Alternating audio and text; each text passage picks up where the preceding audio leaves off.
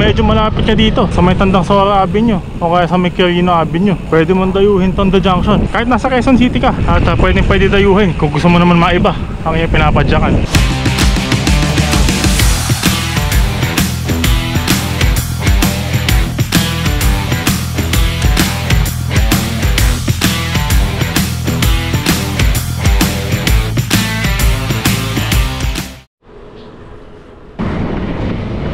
Yun, welcome na naman sa isang episode. So ang episode natin ngayon, ensayo ulit. Pero may nakita tayong parang bagong diversion road at kakagawa lang at kakabukas. So check natin kung pwede mag-ensayo. Kaya let's go! So nandito ako ngayon sa may The Junction at dito sa may Quezon City. So para tong diversion road, pinagdudugtong ito Tandang Sora Avenue tsaka Quirino Highway. At syempre hit training pa din tayo dahil tahali pa din ang gising natin. Wala naman nagbago dun, pero mukhang maluwag at wala pa masyadong sasakyan. So makapag-ensayo. May-ari nito Amaya, pero malaki yung lupa nila. Itong Amaya Step Junction, ito may mga kondo na. So ikot muna tayo, check natin kung gaano kalayo itong The Junction. May ikot natin at mukhang pwede mag-laps. At parte pa din to ng ating ensayo series, Back to Saddle series. Dagdagan natin bawas timbang series dahil ang goal natin 75 kg at nasa 82 pa din tayo, 82-83. Ito kung makikita nyo, luwag, saka wala talaga nadaan na sasakyan kahit hapon na. So mukhang matutuwa tayo mag-ensayo dito. Medyo malapit lang din sa amin, kaya ayos. Tapos ang dulo na ito yung Walter Mart, pero ikot muna tayo dito sa may kanan. Yung kabila, itong sa may kaliwang side, pag dinerecha natin yan, Quirino Highway na yun. Pero ang lakas na headwind dito. Ayos lang, magandang ensayo ito. Dito yung kabilang entrance. Kung galing ka Quirino Highway, eto, makikita mo to, may malaki The Junction Place. Sobrang ayos, tahimik. Siguro sa umaga, konti talaga nadaan dito. Ganda mag-ensayo. So may dedicated bike lane din sila. Eto, para siguradong safe yung mga siklista. Saka para may mga park area sila dahil di pa naman gawa lahat ng mga buildings nila. So ayos yun. Okay din na ensayo to headwind. Lakas ng hangin.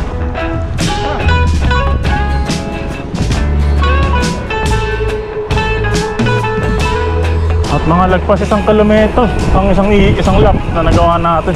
Ayos. At saka may hahon-ahon doon. Ayos to.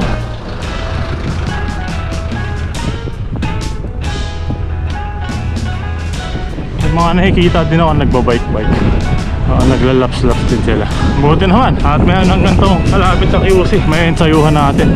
Salamat sa Amaya ata ang developer nito. May mga dedicated bike lane at nahabayagan na kami mag-ikot-ikot dito. Salamat Amaya. Ikot mga tayo lap. Check natin yung laga.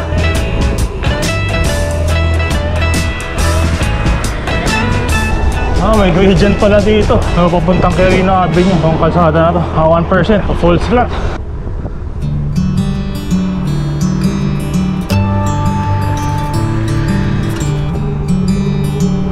Lasa kami.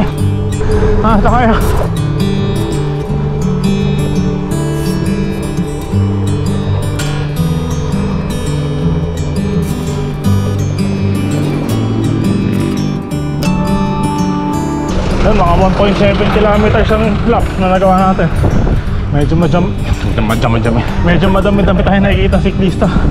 Nag-ensayo dito. Feeling ko naman madami na nagbaback to sa saddle. Teorya ko dyan, nabisi noong 2023 dahil syempre nagsimula na ng RTO yung mga company, pinapabalik na opisina yung holidays, yung mga get together. Kasi napapansin ko ngayon 2024, ang dami nagbaback to sa saddle.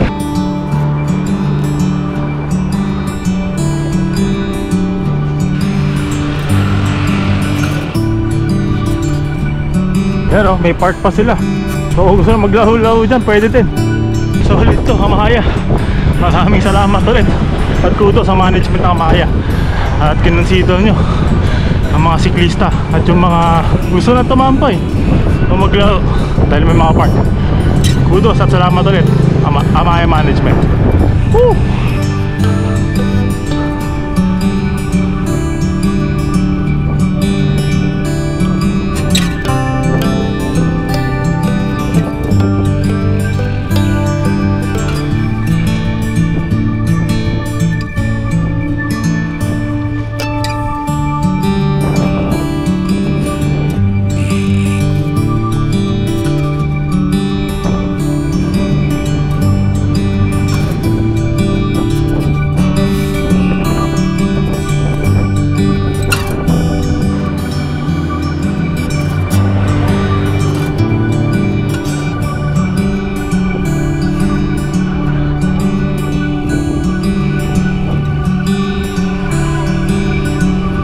Maganda-ganda sa emulation to, may mga ahon. Doon yun sa may unahan. Pwede nyo naman skip yun kung patag lang. At daanan natin dahil may ahon tayo. Prepare tayo para sa long ride. Mukhang sold na yung mga lupa dito. Ang dami nang nabenta. So madami tatayo dyan. 2 to 3 years. Madami na nakatayo dito. At madami natin siguro establishment. Kaya pala itong paangat ng Hamaya steps 2% gradient pala, kaya pala kunat. Tingin ko pa na ito, umaga, tanghali, training, tsaka pagpa sunset, hapon. Maganda mag-ensayo dito. Halo. Ano napapansin natin sa mga real estate company ngayon, pag nagde-develop sila ng real estate property, mga condo, mga business area, kinoconsider na nila yung mga siklista. So, naging bike friendly na talaga ang ilang business district o kaya mga condo area dito sa may Metro Manila. Kaya okay yun.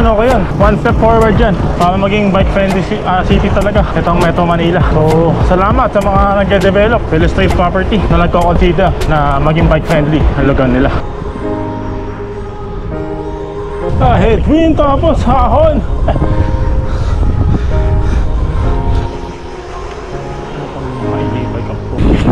Last 2 laps na. At ganda na ensayo natin. Mag 20 kilometers lang tayo hanggang bahay. Magkataba pa tayo. Alas tayo. At kung medyo malapit ka dito sa may Tandang Sora Avenue o kaya sa may Quirino Avenue, pwede mong dayuhin Tondo Junction. Kahit nasa Quezon City ka, at pwede dayuhin kung gusto mo naman maiba ang iyong pinapadyakan. Kung gusto mo, kung medyo malayo-layo ka within Metro Manila, tayo kayo dito sa Metro Junction. Open to para sa mga nag-exercise. Kaya yun, maraming salamat ulit Amaya Management. Woo!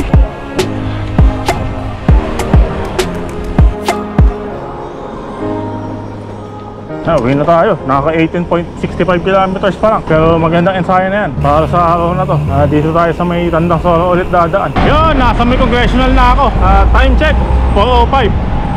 Naka 21 kilometers sa padyakan, 1 kilometer pa pauwi. Pero dito na natin tatapusin ang episode na to. Ang episode, nag-ensayo tayo sa The Junction. Hanggang sa muli, salamat!